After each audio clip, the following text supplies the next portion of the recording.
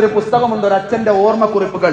അടിയന്തരാവസ്ഥ കാലത്ത് പോലീസ് പിടിച്ചുകൊണ്ടുപോയി കക്കയം ക്യാമ്പിലേക്ക് കൊണ്ടുപോയി ഉരുട്ടിക്കൊന്ന രാജൻ എന്ന് പറയുന്ന ഒരു എഞ്ചിനീയറിംഗ് വിദ്യാർത്ഥിയായ ഒരു ചെറുപ്പക്കാരൻ.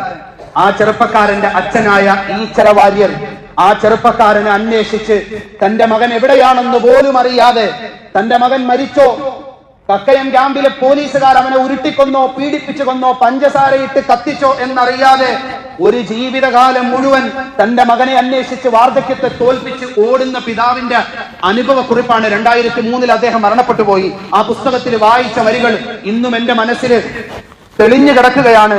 അദ്ദേഹത്തിന്റെ മകനെ പോലീസ് പിടിച്ചുകൊണ്ടുപോയി. കേറാവുന്ന വാതിലുകൾ മുഴുവൻ അദ്ദേഹം കയറി. അന്ന് മാധ്യമ പ്രവർത്തകർ അദ്ദേഹത്തിന്റെ ഓട്ടത്തെ വിശേഷിപ്പിച്ചത് ജീവിച്ചിരിപ്പുണ്ടോ മരിച്ചുപോയോ സ്വന്തം മകൻ എന്നറിയാതെ കാലുവെന്ത നായയെ പോലെ കോടതികളിലേക്കും നിയമപാലകരുടെ മുമ്പിലേക്കും രാഷ്ട്രീയക്കാരുടെ അടുക്കലേക്കും നിൽക്കാതെ ഓടുന്ന ഒരു അച്ഛനെ കുറിച്ച്, ഈശ്വര വാര്യരെ കുറിച്ച് മാധ്യമ പ്രവർത്തകർ എഴുതി. അദ്ദേഹം ആ പുസ്തകത്തിൽ അദ്ദേഹത്തിന്റെ അനുഭവങ്ങൾ എഴുതുന്നുണ്ട്. ഒരു അച്ഛൻ ആരായിരിക്കും, ഒരു അമ്മ ആരായിരിക്കും, ഒരു വാപ്പയാരാണ്, ഒരു ഉമ്മയാരാണ് എന്ന് മനസ്സിലാക്കാൻ ആ പുസ്തകത്തിൽ അദ്ദേഹം എഴുതിയ വാക്കുകൾ തന്നെ ധാരാളം. അദ്ദേഹം പറയുകയാണ്, എന്റെ മകനെ കാണാതായി, കാലങ്ങളോളം ഞാൻ അന്വേഷിച്ചു, പക്ഷെ എന്റെ മനസ്സിൽ ഒരു പ്രതീക്ഷയുണ്ടായിരുന്നു.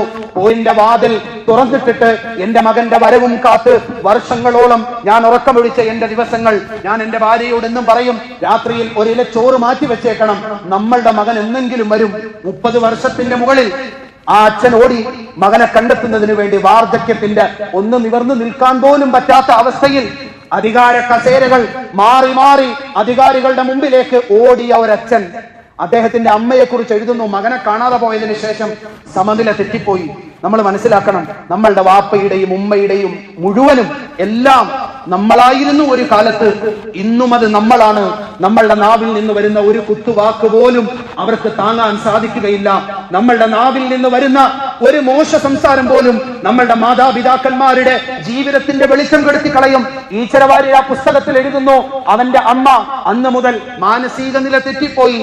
എപ്പോഴൊക്കെ ഞാൻ എന്റെ ജോലി കളഞ്ഞ് മകന് വേണ്ടിയുള്ള അന്വേഷണം കഴിഞ്ഞ് വീട്ടിലേക്ക് വരുമ്പോ ആ അമ്മ എന്നും എന്റെ കയ്യിൽ നിന്ന് എന്റെ ഭാര്യ 10 രൂപ വാങ്ങി വെക്കും.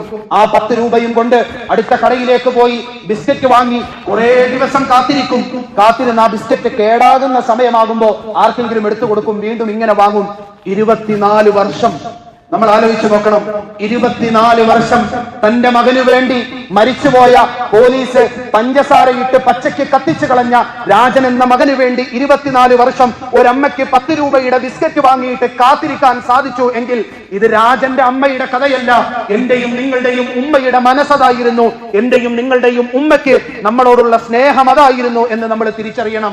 അവസാനം ഈശ്വര വാര്യർ അതിൽ എഴുതുന്നുണ്ട്, രാജന്റെ അമ്മ മരിക്കുന്നതിന് ദിവസങ്ങൾ മുമ്പ് ഈശ്വര വാര്യർ ഭാര്യയെ കാണുന്നതിന് വേണ്ടി പോകുന്ന സമയത്ത് കയ്യിലേക്ക് പിടിച്ചിട്ട് പറയും, ഇനി വരുമ്പോഴെങ്കിലും നമ്മുടെ മകനെ കൊണ്ടുവരുമോ എന്ന അമ്മ ചോദിക്കുന്നുണ്ട്.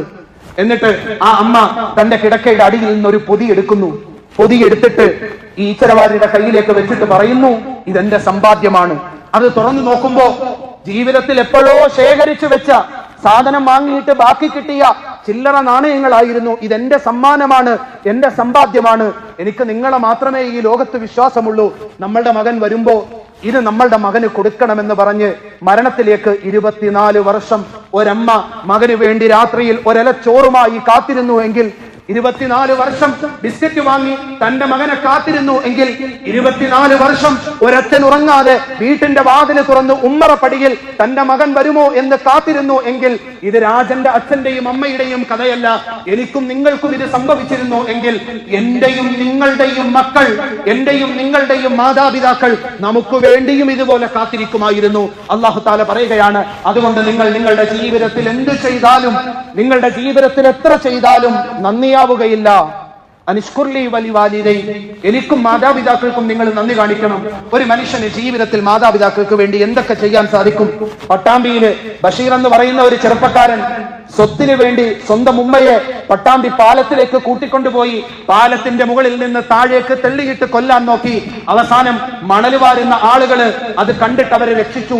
പോലീസ് പ്രതിയായ മകനെ അറസ്റ്റ് ചെയ്ത് ഉമ്മയുടെ മുമ്പിൽ കൊണ്ടുവന്ന് നിർത്തിയിട്ട് ചോദിച്ചു, ഉമ്മ, ഇവൻ തന്നെയല്ലേ നിങ്ങളെ തെളിയിട്ടത് എന്ന് ചോദിക്കുമ്പോ, എന്റെ കുഞ്ഞിന് അറിവില്ലായ്മ കൊണ്ട് അബദ്ധം പറ്റിയതാണ്, അവനെ നിങ്ങളൊന്നും ചെയ്യരുതേ എന്ന് സ്വന്തം ജീവൻ എടുക്കാൻ നോക്കിയ മകന്റെ മുമ്പിൽ ഒരു ഉമ്മയ്ക്ക് പറയാൻ സാധിക്കുമെങ്കിൽ നമ്മളുടെ ജീവിതം കൊണ്ട് നമ്മൾ എത്ര അനുഭവിച്ചാലും, നമ്മൾ എത്ര നന്ദി ചെയ്താലും നമുക്ക് നമ്മളുടെ മാതാപിതാക്കളുടെ സ്നേഹത്തെയും അവരോട് നമുക്കുള്ള കടപ്പാടുകളെയും നമുക്ക് അളക്കാൻ സാധിക്കുകയില്ല.